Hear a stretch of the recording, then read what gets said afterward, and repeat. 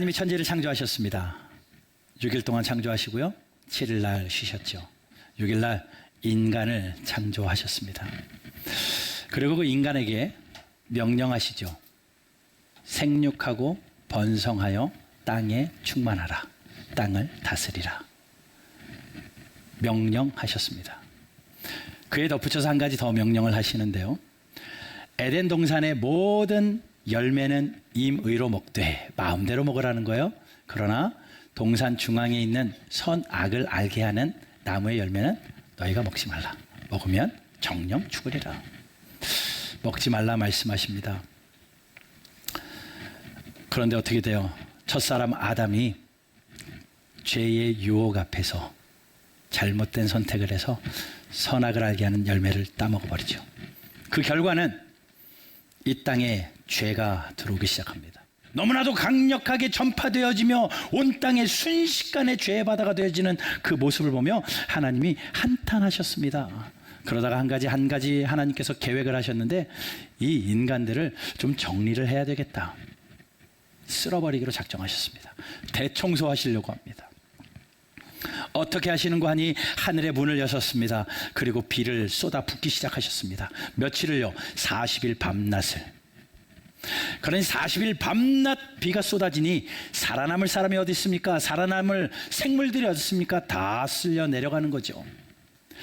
그런데 보세요. 다 쓸려 내려가면 하나님이 창조하신 인생은 어떻게 되냐고요?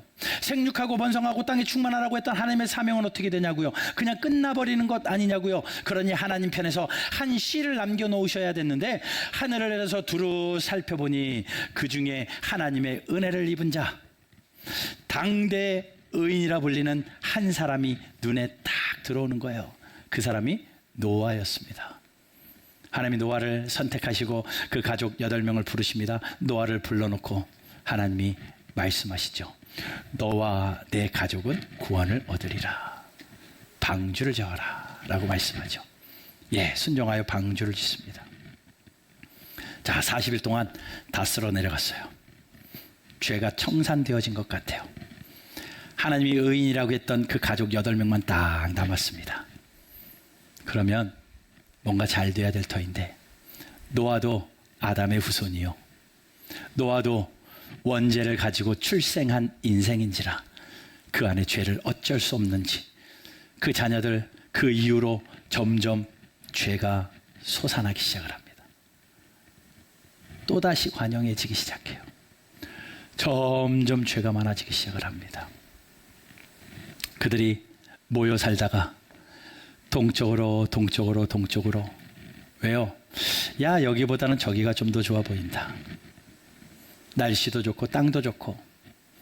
비옥한 그 땅을 찾아서 동쪽으로 가다가 한 땅을 만납니다. 시날 평지. 1절에 나오는 시날 평지를 만납니다. 1절 보십시오. 온 땅의 언어가 하나고 말이 하나였더라. 이에 그들이 동방으로 옮기다가 시날 평지를 만나. 예, 한민족이었대요. 말이 하나고 언어가 하나예요. 그들이 하나가 되어서 조금 더 좋은 땅으로 동쪽으로 옮기다가 시날이라는 곳에 평지를 만났습니다. 딱 보니까 너무 좋아요. 야, 여기 살기 좋다. 날씨도 좋고 비옥하고, 야, 그동안 봐왔던 땅 중에 여기가 최고다. 여기서 살자라고 마음을 먹습니다. 그리고 그들이 마음을 모아서 정착하기로 합니다. 우리가 여기서 정착을 하고 여기서 집을 짓자. 그런데 집을 짓는데 지난번 생각해봐. 홍수 때문에 집 내려간 거 봤지? 좀 더 튼튼하게 짓자. 낮으니까 금방 물에 잠기던데 조금 더 높게 짓자.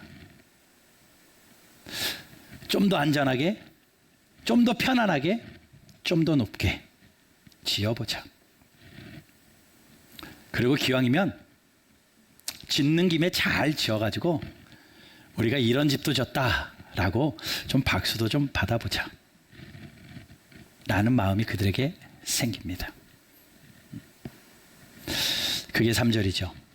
서로 말하되 벽돌을 만들어 견고히 굽자. 벽돌로 돌을 대신하며 역청으로 진흙을 대신하고 성읍과 탑을 높게 건설하여 그 탑 꼭대기에 하늘에 닿게 하여 우리의 이름을 내자. 사람들이 조금 더 편하게, 조금 더 넓게, 조금 더 높게 잘 살고 싶은 마음이 있었습니다. 기왕 하는 거 좀 더 낫고 싶었던 거고요. 뭐 1등 되고 싶었던 마음보다는 지난번보단 조금 형편 좋아졌으면, 저 사람보다 좀 나아졌으면 하는 기본적인 인정의 마음이 그들 마음에 있었던 겁니다. 여러분, 누구나 갖는 마음 아닙니까? 어제보다 나아지는 거 다 갖는 마음 아닙니까? 조금 더 형편이 나아지고 조금 더 좋은 옷 입고 싶고 좀 더 좋은 집 살고 싶은 그러한 마음 우리 모두에게 있는 것 아닙니까? 뭘 그게 욕심까지라고요? 아니요, 욕심 아니라고 이야기해도 그 안에 깊은 곳에 내려가면 욕심이 있었고, 그것을 사람들은 성공이라는 이름으로 탈바꿈하여서 이야기하곤 하더라고요. 바벨에게 그런 욕심이 생겼던 겁니다. 성공의 유혹이 온 겁니다. 엄청난 성공을 바란 건 아니지만 조금 더 잘 되고 싶은 그런 마음이 성공의 유혹의 뿌리였던 거죠. 그런 유혹을 가지고 그들이 모여서 일을 하니 5절을 보니까 하나님이 뭐라 말씀하세요? 여호와께서 사람들이 건설하는 그 성읍과 탑을 보시려고 내려오셨더라. 자, 하나님이 인간들이 뭐 하나, 잘 살고 싶어서 뭐 하나 보시려고 내려오셨답니다. 내려오셨는데요, 6절 보니까 이 무리가 한 족속이요 언어도 하나이므로 이같이 시작하였으니 이후로는 그 하고자 하는 것을 막을 수 없다. 하나님이 이 말씀하시는 거예요. 이들이 하나가 정말 잘 되었네. 언어도 하나고 마음도 하나고 잘 살고자 하는 그런 하나 된 내 마음이 딱딱 뭉치니까 엄청난 파워를 일으키는 거예요. 그래서 하나님도 말씀하십니다. 야, 이거 이대로 놔뒀다가는 도저히 막을 수가 없겠구나 판단한 겁니다. 말을 흐트러 버리자. 언어를 혼잡하게 만들어 버리자. 그래서 그들이 하고자 하는 일들이 되지 않도록 만들어 버리자. 예, 그 당시에 뭐가 있었겠습니까? 서로 육성으로 대화하면서 땅도 토목공사도 해야 되고 뭐 집도 져야 되고 해야 될 일 많잖아요. 그러면 서로 이야기가 돼야 될 거. 오늘은 너 이거 해, 너 저거 해.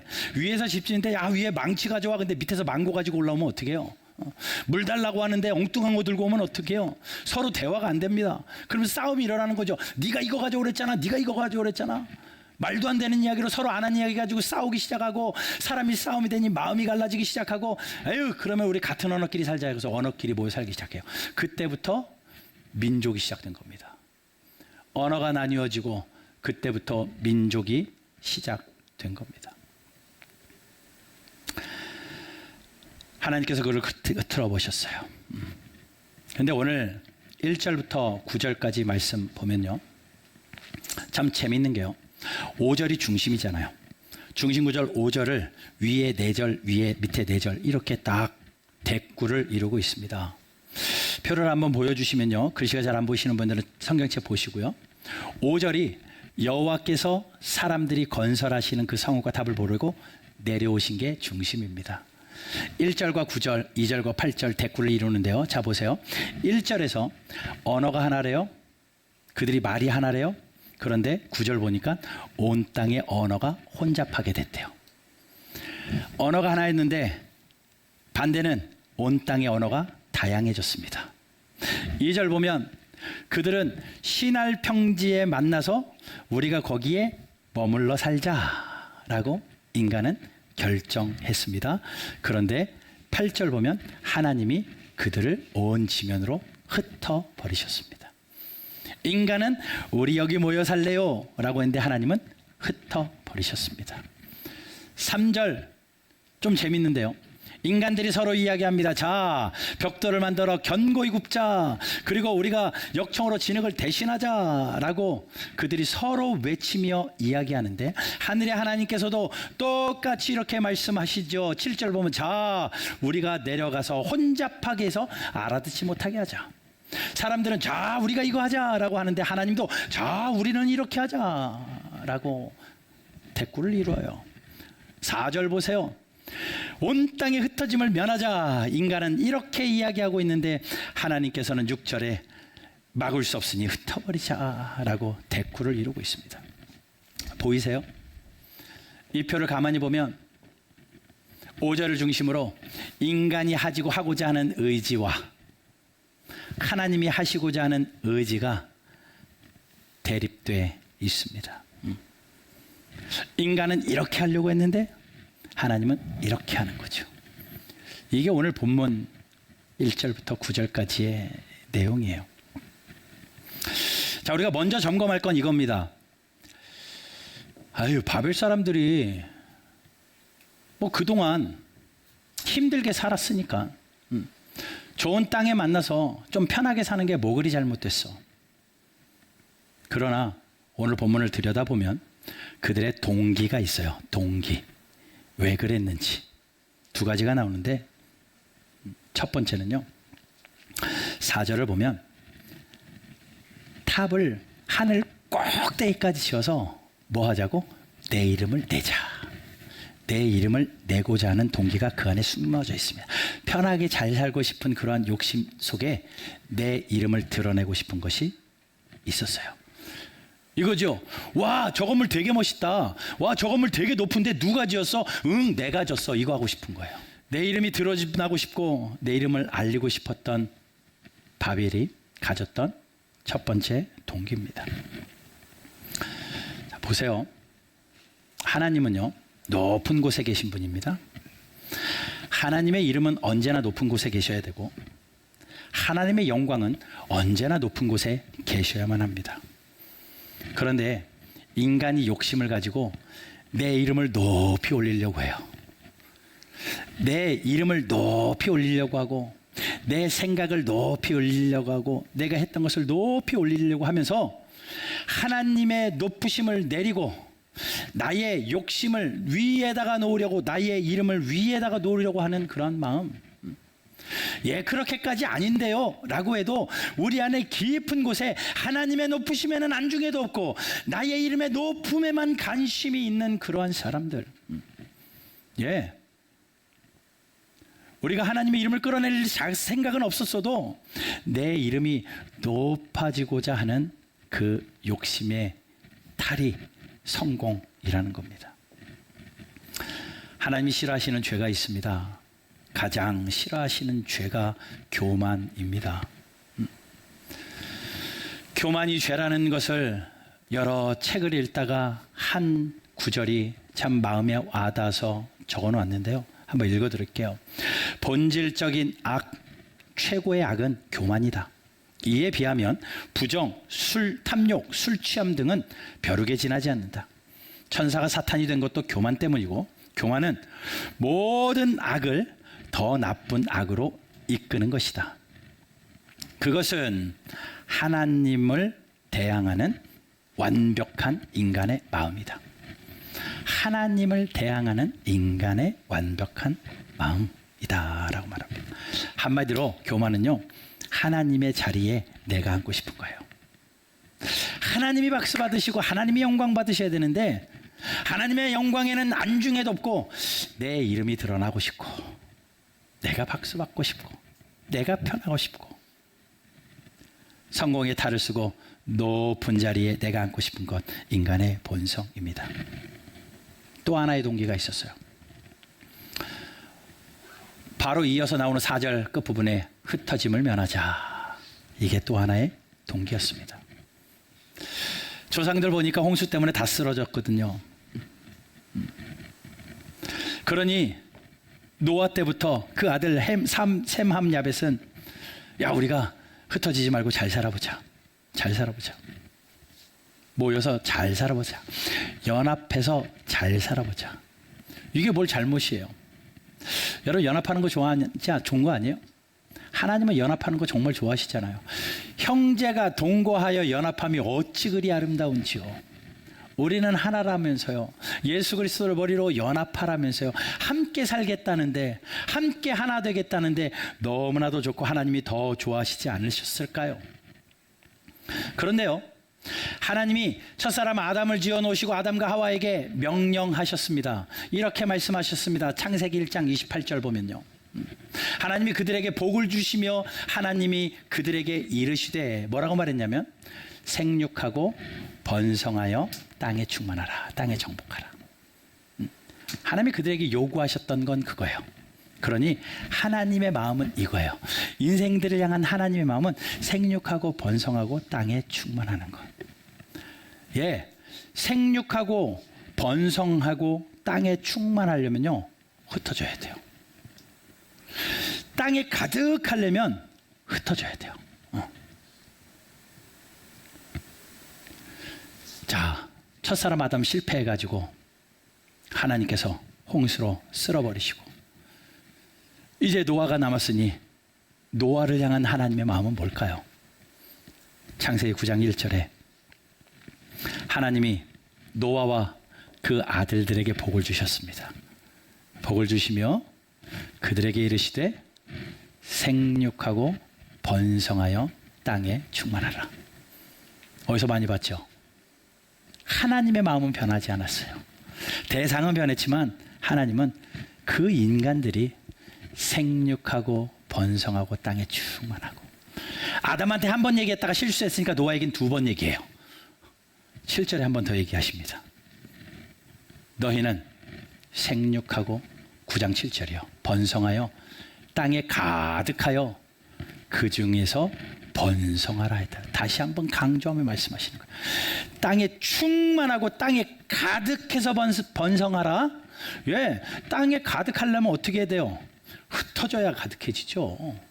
많아져야 가득해지죠. 근데 그들은 많아지는 거 좋지 않다, 괜찮다, 우리끼리 모여서 살자, 흩어짐을 면하자. 하나님의 계획과 정반대였습니다. 연합이 좋을 때도 있지만요, 연합이 잘못될 때는 하나님의 뜻과 반대의 연합이요. 하나님의 계획과 반대의 연합. 하나님의 계획과 반대의 연합들이 얼마나 많이 일어나는데요. 우리나라에요, 반기독교 시민연합이라는 단체가 있습니다. 기독교를 반대하기 위해서 모인 사람들이래요. 그분들이 계속 법을 상정하는데 어떤 법까지 상정했었는 줄 아세요? 길거리 가다가 성경책 들고 가다 걸리면 깜빵 가는 겁니다. 몸에 십자가 목걸이 했으면 징역 얼마, 귀걸이에 십자가 얼마 있으면 벌금 얼마. 하여튼 기독교를 상징하는 것을 몸에 가지고 있으면 그런 법안을 상정해요. 물론 통과되지는 않지만 그런 일들이 일어나고 있다고요. 유럽이나 미국에는 이미 그런 일들이 일어나고 있고, 예, 복음 전하는 것도요, 미국이나 유럽 같은 데는 내가 몇 날 몇 월 몇 시에 누구에게 복음을 전하겠다 광고하고 허가 받고 전도해야 돼요. 허가 받지 않고 전도하면 큰일 납니다. 주거 침입죄입니다. 함부로 전도 띵동띵동 못해요. 전도하기 싫으신 분들은 미국 가시면 돼요. 여러분, 그런데 그게 먼 나라 이야기가 아니라 우리나라도 점점 그렇게 되어져요. 복음 전하는데 얼마나 힘든 줄 아십니까? 사람들의 시선이 얼마나 따가운 줄 아십니까? 허락은 받고 했냐고. 지난주에 청년들 버스킹 하는데 찬양한다고 누가 가지고 허락 받고 하는 거예요. 따지더라고요. 예, 점점 시대가, 예, 그런 연합, 하나님 마음 아프시죠. 그런 연합. 아마도 바벨의 사람들은요, 하나님의 계획과 반대된 연합을 꿈꿨던 것 같아요. 괜찮다, 우리끼리 잘 살자. 그게 그들의 동기였습니다. 이름을 내고 싶었던 거, 조금 더 편안하고 싶었던 거, 또 하나는 흩어짐을 면하고 좀 더 잘 살고 싶었던 거. 그게 뭐 그렇게 잘못이냐고요. 근데 그 동기가 불순했는지 결과가 어떻게 됩니까? 5절 보면 하나님이 내려오시죠. 사람들이 건설하는 그 성읍과 탑을 보려고 내려오셨더라. 불순한 동기를 보시면서 성공이라는 탈을 쓰고 유혹 앞에서 실수할 것 같은 그 인생들을 보고 하나님이 내려오셨습니다. 내려오셨더라.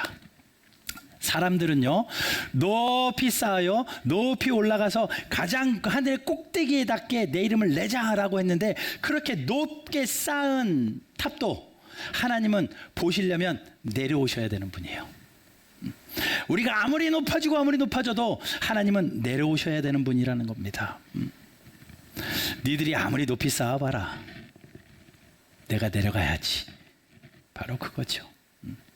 그리고 하나님은 인간들의 계획을 완전히 흐트러 버리십니다. 언을 혼잡하게 해서 하나 되려고 했던 걸 흩어버리시기 위하여 언을 혼잡하게 하고 높게 쌓으려는 그 탑의 욕심을 하나님은 완전히 흐트러 버리십니다. 사람이 여러분이 아무리 좋은 계획을 가지고요, 아무리 잘 포장해 가지고 인격적이고 굉장히 좋은 걸로 포장해서 계획을 가지고 있어도 하나님 보시기에 그 동기에 숨은 욕심이 보이거든 하나님께서는요 흐트러 버리십니다. 하나님이 흩으시면요 속수무책입니다. 하나님 물로 쓸어버리시니 사람들이 속수무책입니다. 언어를 혼잡하게 하시니까 속수무책입니다. 어찌할 도리가 없습니다. 그러니 하나님께서 인간의 계획 무효화 선언해 버리시는 거죠. 언어를 혼잡게 하여 무효화 시켜버리십니다. 심판당한 겁니다. 하나님의 심판. 여러분, 하나님의 심판하면 내 계획과 반대된 와, 내가 심판당해가지고 이것도 또 막혔네. 내가 이런 계획이 있었는데 하나님이 날 심판하셔서 내가 또 이 일을 못했네. 하나님의 심판이 마치 저주인 것처럼 내가 이것도 안 되고 저것도 안 되고 왜 나는 왜 이렇지? 나는 왜 이것도 안 되고 난 저것도 안 되지? 그런데 여러분 잘 생각해 보세요. 하나님의 심판이요, 하나님의 사랑의 증거예요. 하나님이 흩으시는 게요, 너네 잘 되려고 하는 거 안 돼, 그게 아니라 하나님은 사랑의 증거로 흩으셨다는 거예요. 하나님의 명령이었잖아요. 생육하고 번성하고 땅에 충만하는 게 하나님의 명령이었잖아요. 그 비전 이루라는 거잖아요. 그들은 비록 언어가 혼잡하게 되어서 본인들의 계획은 산산조각 났지만 하나님 편에서 큰 그림으로 보자면 그들은 오히려 흩어짐으로 하나님의 명령을 하나씩 하나씩 이루어가고 있는 거예요. 그러니 심판이라고 다 저주는 아니더라고요. 여러분, 진짜 저주가 뭔 줄 아세요? 진짜 심판은 뭔 줄 아십니까? 진짜 비참한 저주는 뭔 줄 아십니까? 나는 하는 것마다 다 막혀, 그래서 난 저주받은 인생인가 봐. 아니요, 진짜 저주는요, 하나님 안에서 내버려진 사람. 신학적인 용어로 유기라는 단어를 씁니다. 하나님 안에서 내버려진 사람. 자식이 셋이 있어요. 첫째, 둘째는 엄마가 밥도 먹이고 옷도 사주고 공부 못하면 혼내기도 하고 말 안 들으면 때리기도 하고 이러는데, 셋째는 내버려둬요. 먹든지 차든지 잘하든지 못하든지 빈둥빈둥 쳐다도 안 보고 신경도 안 써버립니다. 누가 저주예요? 얘가 저주예요. 하나님의 사랑의 매질을 맞고 하나님의 뜻을 이루어가는 사람들은 사랑의 증거인데 내버려진 자들이 진짜 저주입니다. 그러니 내가 살다가 이 일도 막히고 저 일도 막히거들랑, 아하, 하나님이 나를 통하여 하나님의 일을 이루어 가시는구나. 하나님의 비전을 이루어 가시는구나. 하나님의 사랑의 표현입니다. 하나님의 인간을 향한 하나님의 뜻을 이루어 가시는 사랑의 표현. 그러니 하나님의 사랑의 표현으로 오늘 본문은 끝을 맺는 거죠. 내가 너희를 사랑하니 그대로 둘 수는 없다. 흩어져서 생육하고 번성하고 땅에 충만해라. 그게 오늘 본문 바벨의 이야기입니다. 이런 일들이 왜 우리에겐 없을까요? 아까도 말씀드렸듯이 뭐 그렇게 크게 성공하고 싶지도 않고요, 1등 하려는 것도 아니고요, 지금보다 조금 더 편하고 싶고 지금보다 조금 더 안전하고 싶고 내 자식들 지금보다 조금 더 잘해주고 싶고 1등은 아니어도 남들보다 조금 더 안전하게, 좀 더 안전하게, 좀 더 편안하게, 좀 더 편안하게. 이게 우리의 마음인데 거기서부터 성공의 유혹이라고요. 그러니 우리 모두가 피할 수 없는 그런 상황과 형편인데 어떤 태도를 가져야 될까? 빠르게 3가지 말씀드릴게요. 어떤 태도를 가지고 살까? 하루하루를 어떤 태도를 가지고 살까? 성공의 유혹 앞에서 어떤 태도를 가지고 살아야 될까? 첫 번째, 기억하십시오. 동기를 점검하십시오. 동기를 점검하십시오. 내 이름이 드러나고 싶은 동기냐? 아니면 하나님의 뜻이 이루어지고 싶은 동기냐? 동기를 점검하시라고요. 그 동기는요, 진짜 여러분하고 하나님밖에 몰라요. 옆 사람도 얼마든지 속일 수 있는 동기입니다. 내 동기는 그렇지 않아 라고 이야기해도 하나님은 그 마음 정확하게 아시거든요. 근데 우리가 얼마나 간교하냐면요, 하나님의 뜻이라고 굉장히 포장은 잘해요. 동기가 되게 순수한 것처럼 하나님의 뜻을 이루기 위해 내가 이걸 해야 됩니다. 그러면서 그 안에는요, 이름 내고자 하는, 흩어짐을 면하면 편하고자 하는 그런 동기가 숨어 있다라는 겁니다. 그러니 어떤 동기를 가져야 되냐면요, 하나님의 뜻에 맞는 동기냐, 비전이 맞냐 이거예요.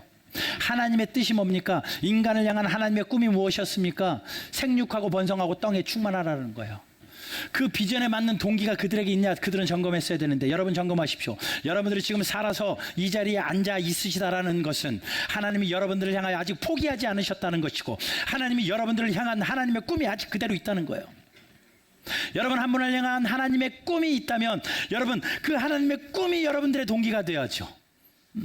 내 이름이 드러나고자 하는 것이 동기가 아니라, 내가 내 삶을 통하여 하나님의 꿈을 이루어 드리겠다, 하나님의 계획을, 하나님의 비전을 이루어내야겠다. 그러니 비전 없는 성공은요, 저주입니다. 비전 없는 성공은 인간의 욕심입니다. 그러니 여러분, 동기를 점검하여 성공의 유혹 앞에 보기 좋다고 냉큼냉큼 쥐어잡지 마십시오. 비전 없이 성공하면 큰일 납니다. 그러니 동기를 점검하십시오. 아하, 내가 이거 하나님을 위해서, 하나님의 나라를 위해서, 하나님이 나에게 주신 사명을 위해서 선택하는 건가? 동기를 점검. 두 번째는요, 이거 점검해야 돼요. 바벨의 실수는 뭐냐면요, 자기 생각대로 했다라는 게 실수였습니다. 우리 생각대로 동쪽으로 가자, 우리 생각대로 돌을 치워버리고 벽돌을 만들고, 우리 생각대로 역청을 치워버리고 진흙을 치워버리고 역청으로 만들고, 우리 생각대로 탑을 높게 쌓고, 내 생각대로. 그런데 그들은요, 그렇게 살면 안 되는 사람들이었죠. 하나님의 뜻대로 살아야 돼요. 주의 뜻대로, 주의 말씀대로, 하나님의 계획대로 살아야 되는 사람들인데, 그들은 실수한 거죠. 그러니 우리가 점검해야 될 우리의 태도 두 번째는요, 내 생각대로 살지 마시고 하나님의 말씀대로 사십시오. 생각대로를 하도 조장하잖아요. 생각대로 띵 하고 생각대로 사지 마시고요, 생각대로 사지 마시고 하나님의 말씀대로 사십시오. 하나님의 말씀대로 점검하고 하나님의 말씀대로 걸어가십시오.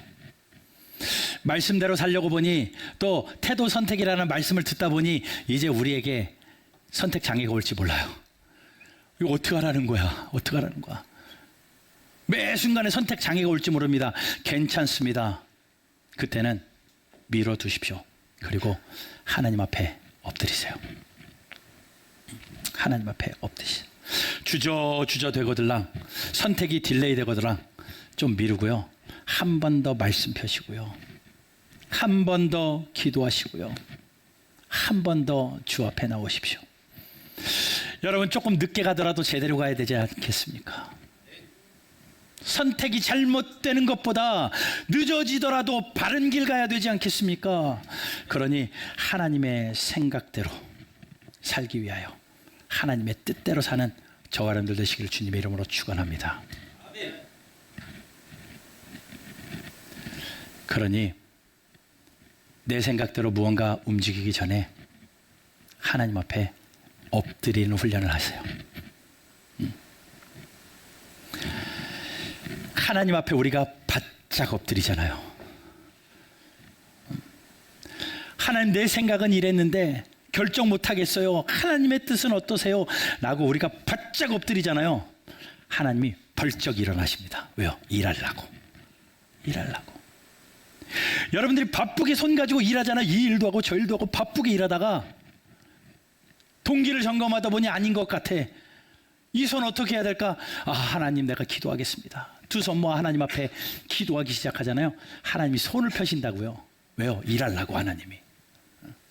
그러니 여러분, 하나님 앞에 엎드리고 기도하고 내 생각대로 말고 하나님 생각대로, 내 생각대로 말고 말씀대로 살아가는 저와 여러분들 되시기를 주 예수 그리스도 이름으로 축원합니다. 따라하세요. 생각대로가 아니라 말씀대로 살자. 예, 그거예요. 마지막 세 번째, 우리가 점검해야 될 우리의 태도 세 번째는요, 나의 연약함을 인정하고 서시라는 거예요. 사람들은요, 연약함이 부끄러운 겁니다. 그래서 감추려고 합니다. 남들한테는 약점 보이고 싶지 않습니다. 그래서 내 연약함을 감추려고 해요.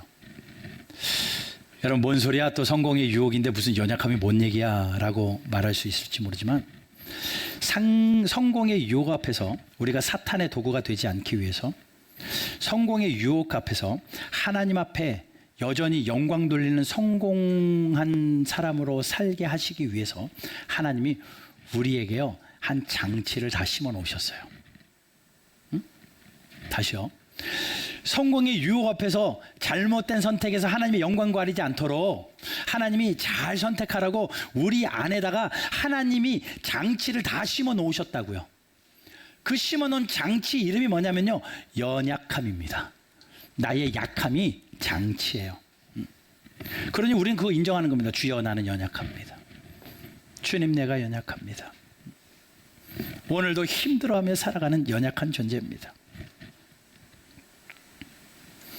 사실 맨날 패배의식으로 내가 연약합니다, 내가 연약합니다, 그러고 끝나버리면 참 불쌍한 인생인데, 그 연약함을 하나님 앞에서 인정하는 순간 불쌍하지 않는 이유는 고린도서 12장 말씀에 7절부터 읽어봅니다.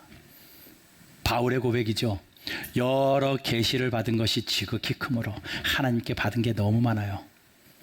너무 자만하지 않게 하려고 하나님께서 육체에 가시를 주셨대요. 좋은 거 너무 많이 주셨는데 자만하지 않게 하려고, 교만한 거 제일 싫으니까 하나님이 가시 하나, 연약함 하나를 그에게 주셨대요. 이는 나를 쳐서 너무 자만하지 않게 하려 하심이라. 8절. 이것이 내게서 떠나가기를 위하여 내가 3번 간구합니다. 하나님 앞에 3번이나 간구해요. 하나님, 이거 없애주십시오. 이것만 없으면 내가 날아다닐 것 같은데요. 그런데 하나님께서 말씀하시죠. 나에게 이르시기를 내 은혜가 내게 족하다. 내 은혜가 내게 족하다. 이는 내 능력이 약한 데서 온전하여 짐이니라. 잘 보세요.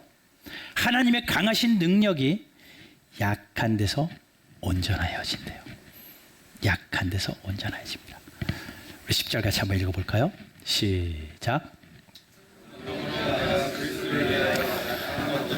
능력과 궁핍과 박해와 공고를 기뻐하노니 이는 내가 약한 그때의 강함이니라. 내가 약한 그때의 강함이니라. 여러분, 제일 약한 게 뭐예요? 약한 거 많지만 종이 되게 약하지 않아요? 성경책 넘기다 가면 쭉쭉 찢어지고요. 종이 웬만하면 애들도 쭉쭉 찢어요. 그 종이보다 더 약하게 만드는 방법은요, 그 종이를요 물에 젖으면 진짜 약해지더라고요. 물에 적신 종이 들면 훅 떨어지기도 하고요. 정말 약해요. 그런데 그 종이 물 묻은 종이를요 콘크리트 벽에다 딱 붙여보십시오. 절대 떨어지지 않도록 콘크리트 벽에 딱 붙이세요. 종이 찢으려면요 벽 부셔야 돼요. 벽 부시지 않고는 종이를 붙일 수가 없습니다. 똑같아요.